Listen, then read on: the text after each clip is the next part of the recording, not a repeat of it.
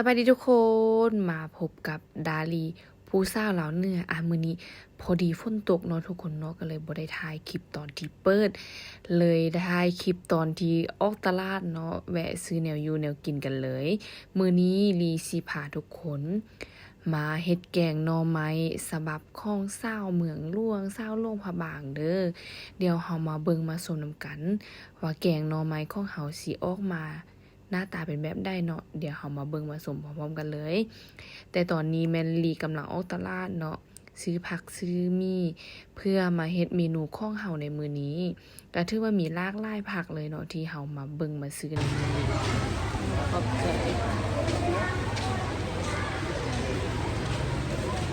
น้ำยาด่างอะไรดูพวกดีที่เขาได้เห็ดโคนคิดพันทุกเนาบอกคิดแถวห้าตุกก็ได้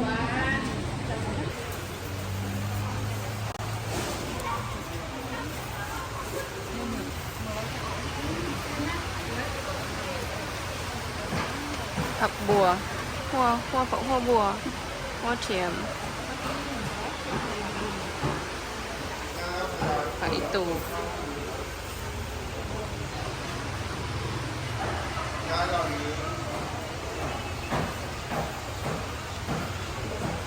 มาตลาดก็ฝนตกซ้ำทุกคนเลยฝนตกกลับบ้านฝนตก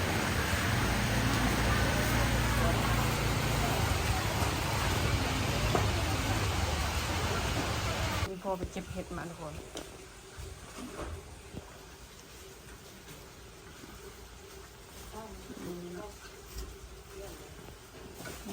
เสียตัวนี้จะเป็นตัวบาน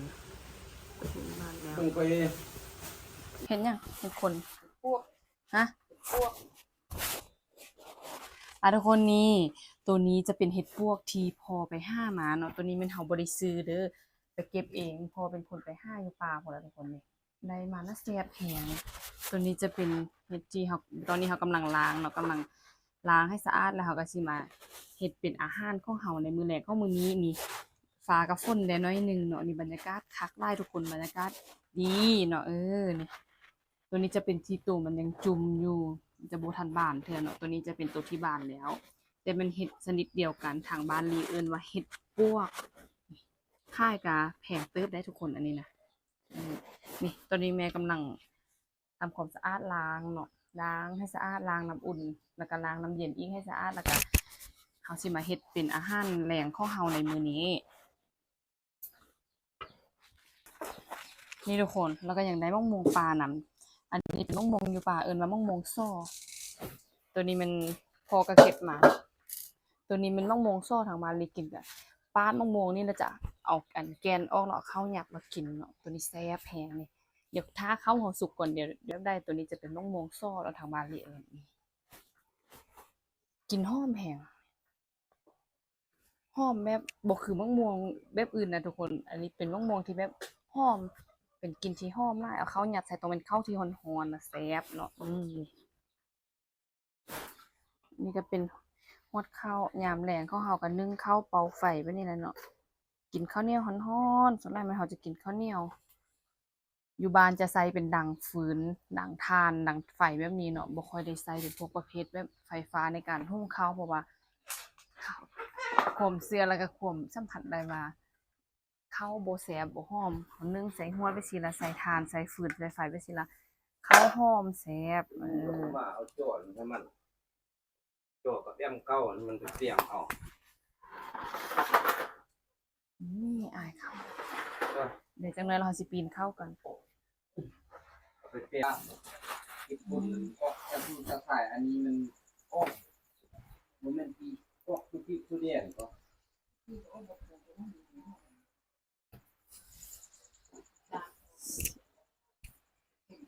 ปีนเข้าเนาะนี่ทุกคนตัวนี้เป็นเซตแกงหน่อไม้ที่เขาสิแกงหน่อไม้ในมื้อนี้ตัวนี้จะเป็นมักบวบนี่มักบวบอ่อนๆไปสิเลยใส่ส้มหน่อยชิกแล้วอันนี้จะเป็นมักฝักอ่อนนี่มักฝักอ่อนเดือนนี้จะเป็นเห็ด ตัวนี้จะเป็นเห็ดสนุนหรือว่าเห็ดหูลิง นี่ตัวนี้จะเป็นเห็ดสนุน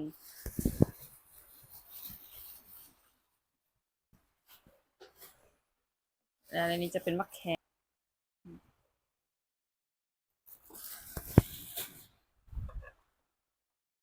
นี่แกงหน่อคาดบ่ได้กันเป็นอันนี้เลยเนาะ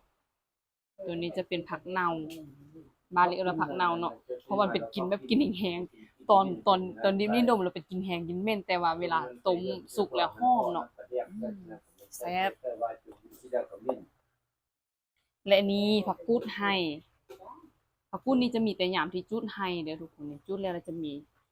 ผักกูดนี้ขึ้นมาเป็นผักกูดไห้และนี่ผักขะแยงแกงหน่อใส่ผักขะแยงนี่หอมแต่บางคนบ่มักเราว่าคิวแต่รีว่าหอมเนาะตัวนี้เนาะนี่ผักขะแยง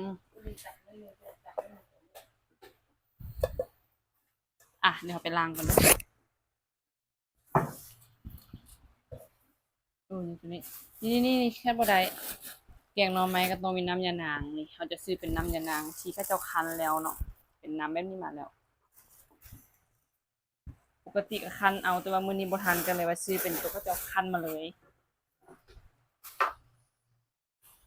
บีเข้ากัน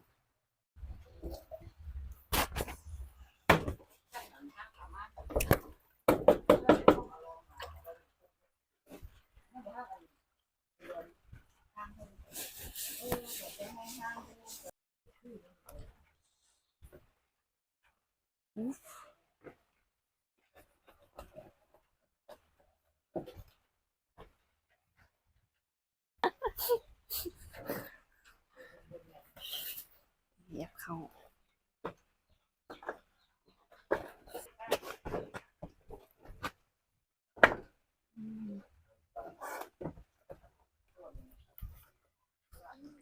นี่ข้าวหอมสุกแล้วทุกคนนี่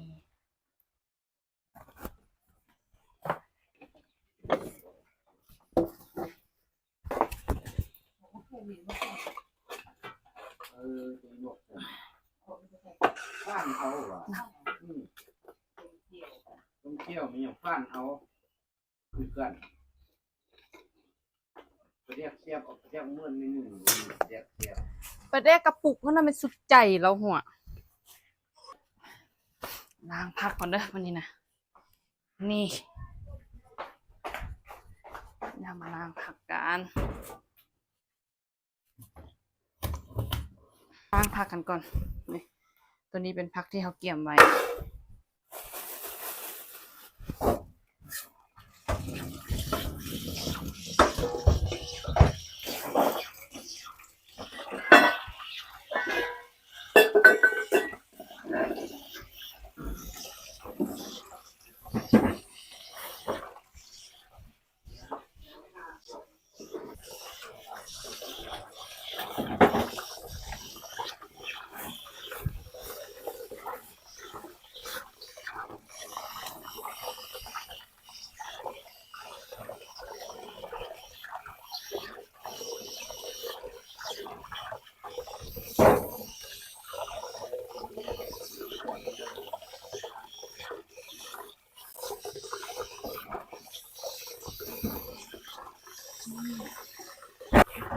ทุกคน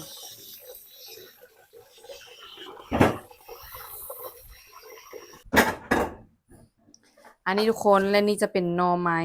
ที่เขาสิแกงในมื้อนี้นี่จะเป็นหน่อไม้ต้มอ่อนๆแบบนี้เลยเนาะนี่เขาสิมาซ้อมแซมอีกตึมบ้านหนึงก่อนแล้วก็สิมาทุบแล้วก็เกี่ยมไปแกงกันเลยนี่ทุกคนบอกได้เลยว่าน่าแซ่บแฮงนี่เขามีลายเนาะเป็นธงแต่ว่าเขาแบ่งแต่ครึ่งเดียวเขาสิทำการแกงแต่ครึ่งเดียวเด้อนี่ทุกคนและตอนนี้เขามาเริ่มพักแทรกกันเลยเพราะว่าตอนที่ลีกำลังล้างผักซอยฟักทองอยู่นั้นฝนได้ตกลงมาแบบหุนแหงกันเลยเฮ็ดให้รบกวนเป็นเสียงที่มันหนันเนาะมันหนันเป็นเสียงรบกวนเข้าในคลิปลีก็เลยว่าตรงใดมาอัดเป็นเสียงในทอนนี้เนาะและในตอนนี้ลีก็ได้ทำการล้าง ฟักทองเนาะแกงหน่อไม้ลิจะใส่เป็นฟักทองอ่อนเด้อทุกคนแต่สำหรับไผที่เป็นมักเป็นฟักทองเป็นแบบแก่ๆหั่นก็สามารถใส่เป็นตัวนั้นได้เนาะก็แซ่บคือกันตัวนั้นจะออกหวานๆก่อนแต่ว่าตัวนี้ลิจะใส่เป็นตัวอ่อนเนาะจะใส่เป็นฟักทองอ่อนฟักทองน้อยๆจะประมาณนี้เนาะบอกได้เลยว่าแซ่บทุกคนใส่ฟักทองเข้าไปแกงหน่อไม้บอกได้เลยว่าเข้ากันจ้วยๆเลยแซ่บแฮงเลยทุกคน แกงนอของเฮามื้อนี้นะมีหลากหลายผักหลากหลายอย่างเลยใส่ในเมนูเดียวเนาะบ่ว่าจะเป็นผักกูดบาลีเอิ้นอีกผักหนึ่งว่าผักเน่าที่มันมีอันกลิ่นออกจะออกแบบกลิ่นแห้งๆกลิ่นเหม็นนิดนึงเนาะแต่เวลาเฮาแกงไปแล้ว จะเป็นรสชาติที่แบบแซ่บแล้วก็กลิ่นหอมๆเนาะก็บ่ฮู้ว่าคนอื่นคิดแบบใดแต่สำหรับทางบาลีเนาะจะประมาณนี้แกงนอต้องขาดบ่ได้เลยเนาะแล้วก็ตัวนี้จะเป็นมักบวบมักบวบจะใส่ไปประมาณ2หน่วยสำหรับไผที่มักก็ใส่ได้ไผที่บ่มักก็บ่ใส่เนาะแต่ว่าตัวนี้มันแม่ลีมักก็เลยว่าต้องได้ใส่ให้เพิ่นถามขึ้นแล้วเนาะเมื่อกี้อยากไปถามว่าบ่ใส่ได้บ่เพิ่นว่าใส่โลดเพิ่นว่าตัดให้มันเป็นท่อนใหญ่ๆนิดนึงนี่เด้อนี่ก็เลยว่าทำการเปลี่ยนแบบในการตัดเนาะมักบวบตัวนี้ถ้าไผมักกินแบบเป็นน้ำหวานก็สามารถเอาไปเฮ็ดน้ำหวานได้เนาะเอาไปแกงใส่น้ำหวานเอาไปใส่ข้าวหางต้มข้าวหางใส่กะทิเนี่ยประมาณเนี้ยนี่เคยเฮ็ดแล้วก็แช่ตู้ไว้กินหลายมื้อก็แซ่บเวลาเฮาเฮ็ดน้ำหวานเนาะตัวนี้จะเป็นมักบวบอ่อนที่แม่ซื้อมาเนาะตอนที่ไปตลาดเมื่อกี้เพื่อจะมาใส่เมนูแกงนอของเฮาในมื้อนี้ นอที่เราจะแกงในมื้อนี้ก็บ่แม่นนอที่ได้ซื้อหยังเนาะทุกคนนอเป็นนอของพี่น้องเป็นนอของร้านแม่ที่เพิ่นไปเก็บไปหามาแล้วเพิ่นต้มแบ่งมาให้ปลาล้างเสร็จแล้วเนาะ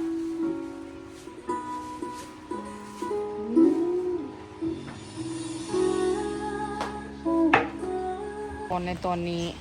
ยานางน้ำยานางเขาบ่พอเดี๋ยวเขามาเก็บยานางก่อนเนาะเก็บอยู่ส่วนหน้าบ้าน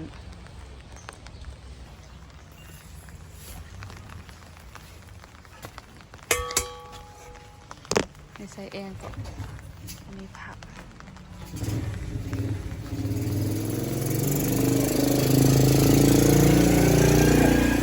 อันนี้จะเป็นยานางที่เราจะมาเก็บ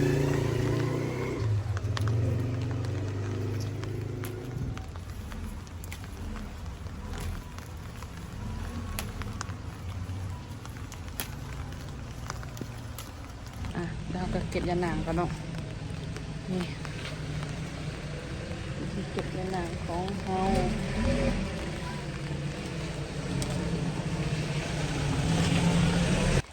พอแล้วเนาะ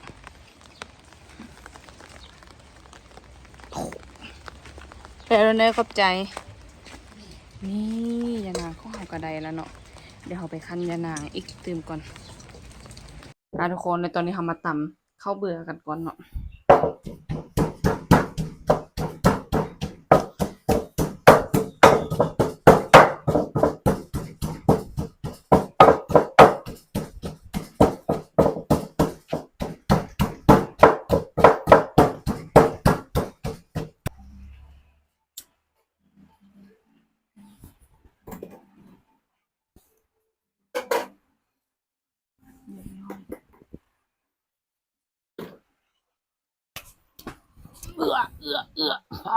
ยุง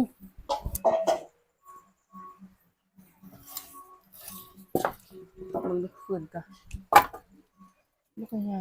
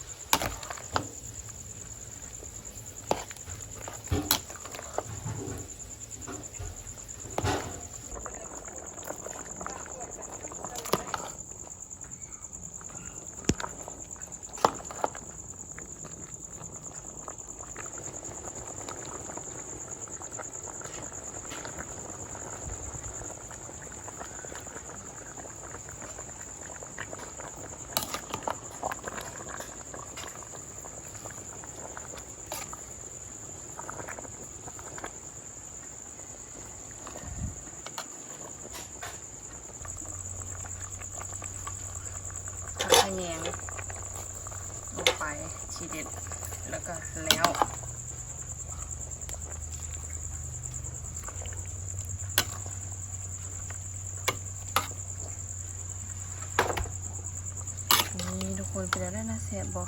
แกงหน่อไม้ของเฮาในมื้อนี้ใส่ผักแบบจุกๆเลยแกงหน่อไม้เดี๋ยวได้แซ่บอะแกงนอนนะ เซฟไล่แกงนอมาเด้อกินนำกันแกงนอไม้นี่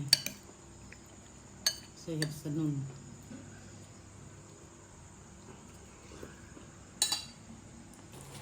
มาเด้อทุกคนกินข้าวน้ำกันนี้นี่เอามากินแกงหน่อไม้กันทุกคน จะมีออมห้อยนำเนาะตัวนี้ขออนุญาตใส่ถุงมือเด้อเพราะว่ากินออมห้อยนี่เราเหมือนส่วนแรกมันล้างมือแล้วยังมีอันกินนิดนึงเรากินเครื่องหอมกันเลยว่าได้ใส่นี่ขออนุญาตใส่มือเด้อเพราะว่ามือนี้สิกินห้อยนี่เลยได้ใส่ถุงมือเนาะใส่ถุงมือจับกลิ่นมันค่อยสะอาดเดี๋ยวเรามากินแกงหน่อไม้ที่เราแกงก่อนทุกคนแซ่บแหงหอมผักขะเนียงจวยๆนี่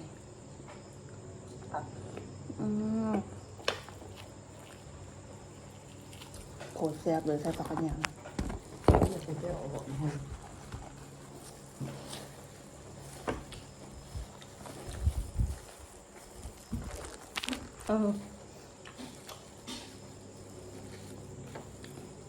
แกงหน่อ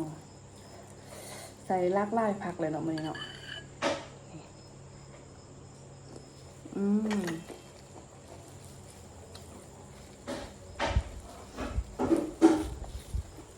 อันนี้เราก็ถ่ายนะออกเห็ดพวกนี่ว่าเป็นถ่ายเป็นคลิป ตัวที่จะเป็นออเห็ดปัวโอ้ยรู้แล้วค่ะจิโร่นี่ทุกคนนี่จะเป็นอเห็ดปวกที่พอไปห้ามาน่าแซ่บแพงมันก็จะมีแกงหน่อไม้ออมห้อยเนาะเมนูก็หอนมีแต่แบบแซ่บๆอาหารบานๆเป็นนะทุกคนเห็ดนะ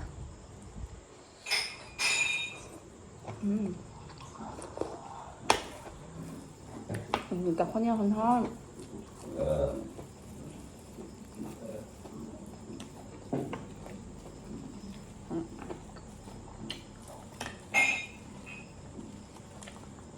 แล้วก็ออมห้อยจะเป็นตัวใหญ่ๆไม่ใช่เลย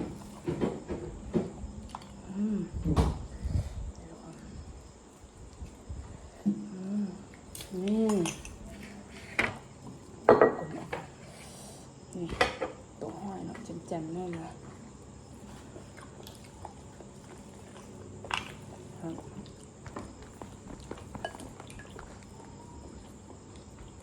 นี่นอ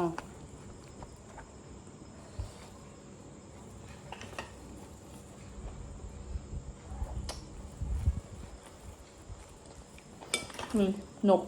กที่พอแล้วจะเป็นนกนอนแบบออกแต่เห็ด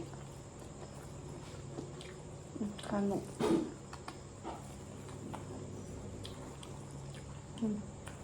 น้อยอ่อนๆไม่ใช่กินทางลูกมาแล้วเลยนะก็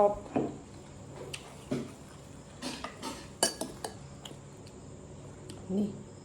ผักนะทุกคนผักกูดผักหนาว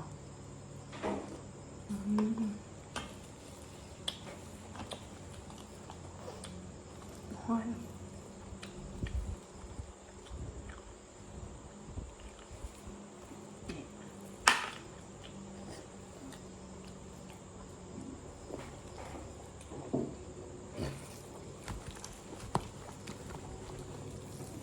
ข้าวข้าวเหนียวหอม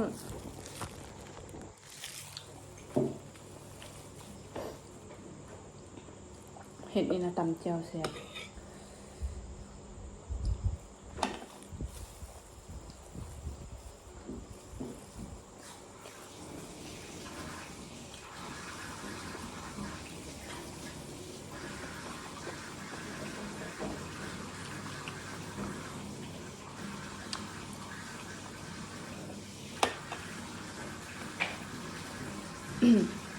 ทุกคนเอาเป็นว่าดิขออนุญาตกินข้าวก่อนเด้อ